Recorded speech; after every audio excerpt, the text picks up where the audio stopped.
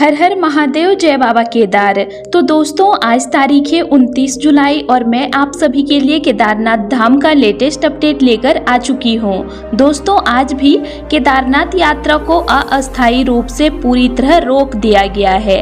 जैसे कि मैं आप लोगों को कल की वीडियो में भी बताई थी कि खराब मौसम और श्रद्धालुओं की सुरक्षा को देखते हुए यात्रा पर फिलहाल रोक लगाई गई है। आज भी किसी भी श्रद्धालु को गौरीकुंड से केदारनाथ धाम की यात्रा करने की अनुमति नहीं दी जा रही है।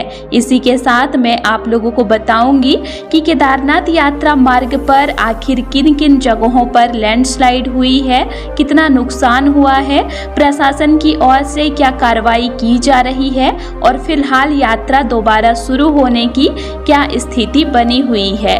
इसके अलावा आज केदारनाथ धाम का मौसम कैसा है, कितनी तेज बारिश हो रही है, बीती रात मौसम कैसा रहा और अभी हरिद्वार, ऋषिकेश, सोनप्रयाग या गौरीकुंड में रुके हुए श्रद्धालुओं को क्या करना चाहिए। इन सभी महत्वपूर्ण जानकारियों के बारे में भी मैं आप लोगों को विस्तार से बताने वाली हूँ। इसीलिए अगर आप यात्रा पर आने वाले हैं, यात्रा की तैयारी कर रहे हैं या आपके परिवार का कोई सदस्य चार धाम यात्रा पर है तो इस वीडियो को पूरा जरूर देखिए ताकि आपको सही और पूरी जानकारी एक ही वीडियो में मिल सके।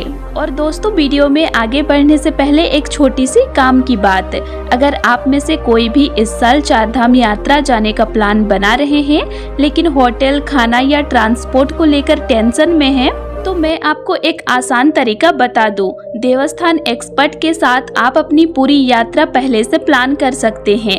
यहाँ आपको अच्छा होटल, खाने पीने की व्यवस्था और गाड़ी की सुविधा सब कुछ मिल जाता है। और अगर आप हेलीकॉप्टर से जाना चाहते हैं तो वह ऑप्शन भी उपलब्ध है। स्क्रीन पर जो नंबर दिया है वहां एक बार कॉल या व्हाट्सएप करके जानकारी जरूर ले लीजिए। बाकी चलिए अब आगे बढ़ते हैं आज के अपडेट पर। तो चलिए दोस्तों, सबसे पहले हम लोग जानते हैं कि अभी केदारनाथ धाम में कितनी ज़्यादा मात्रा में बारिश हो रही है। दोस्तों, सबसे पहले आप लोग बीती रात का नज़ारा देख सकते हैं। रात भर केदारनाथ घाटी में लगातार तेज बारिश होती रही। बारिश इतनी ज़्यादा हुई कि पूरे यात्रा मार्ग पर जगह जगह पानी बहने लगा।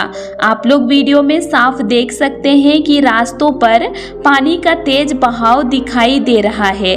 इससे आप अंदाजा लगा सकते हैं कि पूरी रात बारिश कितनी ज़्यादा हुई होगी। लगातार हो रही बारिश के कारण ट्रैक मार्ग पहले से भी ज़्यादा फिसलन भरा और जोखिम भरा हो गया है। जब पूरी रात लगातार बारिश होती है तो पहाड़ों में लैंडस्लाइड का खतरा कई गुना बढ़ जाता है। यही वजह रही है कि आज सुबह केदारनाथ यात्रा मार्ग पर कई स्थानों पर लैंडस्लाइड की घटनाएं देखने को मिली। सबसे पहले गौरीकुंड में, जहां से केदारनाथ यात्रा की शुरुआत होती है, मुख्य प्रवेश द्वार के पास ही पहाड़ से भारी मात्रा में मिट्टी और बड़े बड़े पत्थर नीचे आ गए। इस कारण वहां कुछ समय के लिए मार्ग पूरी तरह प्रभावित हो गया था। इसके अलावा गुप्तकाशी से सोनप्रयाग के बीच भी कई जगहों पर छोटे बड़े लैंडस्लाइड हुए हैं। वहीं गौरीकुंड से केदारनाथ धाम के बीच पैदल मार्ग पर भी कई स्थानों पर पहाड़ से मलबा और पत्थर गिरने की खबर सामने आई है। प्रशासन लगातार स्थिति पर नजर बनाए हुए हैं और जहां जहां संभव हो रहा है वहां मलबा हटाने का कार्य भी शुरू कर दिया गया है। लेकिन लगातार हो रही बारिश के कारण राहत कार्य भी धीमी गति से चल रहा है। दोस्तों, मौसम विभाग ने पहले ही 28 और 29 जुलाई के लिए भारी बारिश का अलर्ट जारी किया था और वही स्थिति अभी देखने को मिल रही है। लगातार बारिश के कारण पहाड़ पूरी तरह भीग चुके हैं। इसीलिए किसी भी समय किसी भी स्थान पर लैंडस्लाइड होने की संभावना बनी हुई है। ऐसे मौसम में जरा सी लापरवाही भी बड़ी दुर्घटना का कारण बन सकती है। आप लोग वीडियो में देख सकते हैं कि केदारनाथ हाईवे पर एक वाहन के ऊपर पहाड़ से बड़ा पत्थर गिर गया। यह दृश्य साफ बता रहा है कि अभी पहाड़ी क्षेत्रों में खतरा कितना ज्यादा बढ़ चुका है। इसी वजह से प्रशासन किसी भी प्रकार का जोखिम नहीं लेना चाहता है और श्रद्धालुओं की सुरक्षा को सबसे पहली प्राथमिकता दी जा रही है। दोस्तों, सिर्फ केदारनाथ मार्ग पर ही नहीं बल्कि हरिद्वार, ऋषिकेश, रुद्रप्रयाग, गुप्तकाशी और सोनप्रयाग की ओर जाने वाले कई मार्गों पर भी जगह जगह लैंडस्लाइड और मलबा आने की खबरें मिली है। इसी कारण कई स्थानों पर वाहनों को रोक दिया गया है ताकि कोई भी श्रद्धालु खतरे वाले क्षेत्र में आगे बढ़ न सके। सोनप्रयाग मार्केट का नज़ारा दोस्तों आप लोग बीती रात का देख सकते हैं, जहां पर आप लोगों को दिखाई दे रहा होगा कि भारी बारिश हुई है सोनप्रयाग में भी। दोस्तों, आज 29 जुलाई को चारों धाम की यात्रा अस्थायी रूप से पूरी तरह रोक दी गई है। किसी भी श्रद्धालु को केदारनाथ, बद्रीनाथ, गंगोत्री या यमुनोत्री की ओर आगे जाने की अनुमति नहीं दी जा रही है। यह फैसला केवल श्रद्धालुओं की सुरक्षा को ध्यान में रखते हुए ही लिया गया है। एक बात मैं आप लोगों को साफ बता दूं कि ऐसा बिल्कुल भी जरूरी नहीं है कि कल सुबह होते ही यात्रा फिर से शुरू कर दी जाएगी।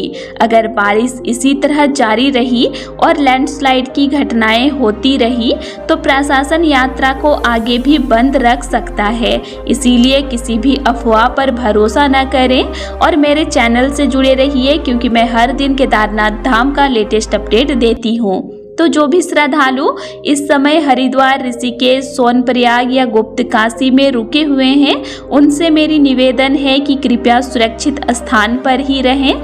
मौसम सामान्य होने दीजिए, रास्तों से मलबा पूरी तरह हट जाने दीजिए, उसके बाद ही अपनी यात्रा आगे बढ़ाइए। जल्दबाजी करने से यात्रा जल्दी पूरी नहीं होगी, लेकिन खतरा जरूर बढ़ जाएगा।